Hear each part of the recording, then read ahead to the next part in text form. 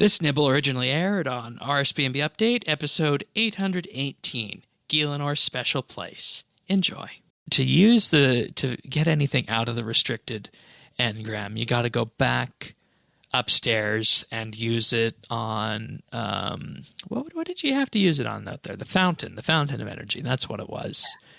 And this is a huge monologue from Guthix. Prize voice acting. Yeah. Yay. This is, I think, what made the quest for me. And you can say, this whole everything that's happening with Trindine and Azzanadra and Zaros, of course, because he's going to be involved in this. You can of course point to all of that. But I think this is the thing we have to focus on for this quest. I'm not going to read the whole thing because it goes on for a while, and I'm on the wiki transcript here, and it's just an entire wall of text that takes up my whole screen. Yeah. I'm not sure how long this is a 5-minute long audio clip, so I'm not gonna play that. Yeah. But this is something you don't want to spacebar through, and the reason I think this is so important for what's happening going forward is I think that this is our way out of this situation. And the important bit is that everything that you experience with this restricted engram, nobody else is aware of. Trindine's not aware of it, Azzanadra's not aware of it, not even Ariane. And, all through the quest, your character doesn't tell anyone about it.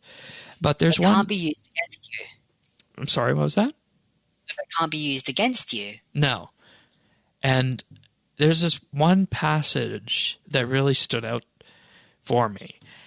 And this is Guthix talking about creating the World Guardian and how he used shadow anima to do this. And this was the theory we had at the end of Desperate Measures. It was, I think it was postulated by both Diana and Earth, so this has been confirmed, that shadow anima was used to create yourself, the World Guardian, and of course that's why you weren't impacted by it in the past. But the interesting part is that in talking about it, the part of the engram says that their soul would adapt to it. That is, of course, the shadow anima. It would not be without benefit to them. They would become resistant to the powers of the other gods, immune to the loyalty auras of Saren and Zaros, and they would also find themselves protected from the shadow anima and its aberrant nature. Once part of them, their soul would adapt and change, absorbing anima and shadow anima alike, growing slowly in power and preparing itself for the task ahead. Indeed, they would find themselves connected to the power they would never expect. They would be in constant connection with the Codex. Of course, that's a monolith from the archaeology skill. Absorbing the shadow anima in a steady flow, even as they absorb the flow of anima around them. Its powers could enhance them, strengthen them, and prepare them for the trials ahead. And of course, the trials ahead is the important bit. And what this tells me is that everything that we saw in the Sliske arc was set up by Guthix. And it's even said in the engram that it was, in effect, a lure by Guthix to bring Sliske forward, have him stab him with the Staff of Armadil, so that he could create the World Guardian, and Sliske would take an interest in the World Guardian because of the Shadow Anima, and in doing so, this would build the World Guardian up for the trials ahead. So this effectively confirms that everything in the Sliske arc was intended by Guthix to build us as a World Guardian, and the important bit I come back to is the trials ahead. And what I'm not sure of is that if this power that we've absorbed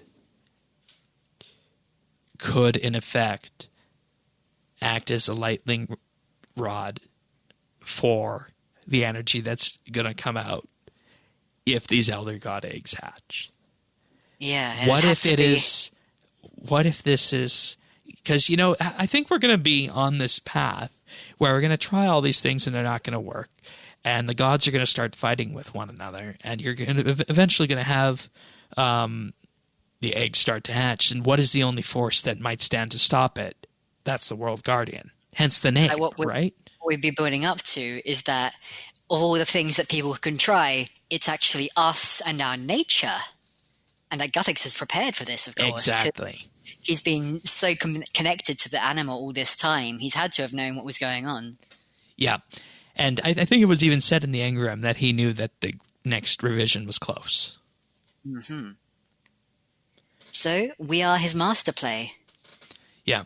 And he said he couldn't protect his own race in life, so perhaps he could protect Gielinor in death. A couple of things I want to bring up here. Yeah. First of all is the connection to the Codex. We are constantly connected to the Codex and getting our constant shadow anima from that, a bit of a top-up. And that's kept in balance by the anima we draw from the world. Now, I'm thinking if, as you say, we are the ones who absorb all the anima that is hatched with the elder eggs, then, well, we might have to be putting a lot of strain on the Codex in the process, hey? Yeah. And, I think the natural conclusion that would come to this at the end of all this is that the World Guardian's powers are no more. The Elder artifacts are destroyed. And all of the gods, so to speak, have their powers completely drained. Or, drained in a way that would render them, not that much of a threat. And I also like they were in Endgame, hey? Yeah, I could also see a potential ending where Saren winds up shattering herself again. Maybe Zaros winds up dead. The godless win again. Yeah, and I think that's where this is all going. Well, can we at least acknowledge that little anagram fixed the only thing that I didn't really like with the World Wakes and the whole Sliske arc? Huh? Sliske didn't come up with this. He didn't do it. This was suicide by Sliske. Yeah. That fixes things for me. Okay. Yeah, a lot. Because it just never made sense that you could do that to Guthix. It just this really shored up a lot of the story for me. Yeah, and that's why I said this is the most important part of this quest, and your character keeps it to themselves. Yeah. The other thing I wanted to bring up was on the Sliske side of things, because effectively the player is keeping it to themselves. That's not quite true, because there's, of course, Sliske in the know as well, both taking a ride and having had some awareness of this from the beginning. Because in Desperate Times, there is a little bit of dialogue where Guthix lets him in on at least something that he has to die, and it has to be by Sliske's hand.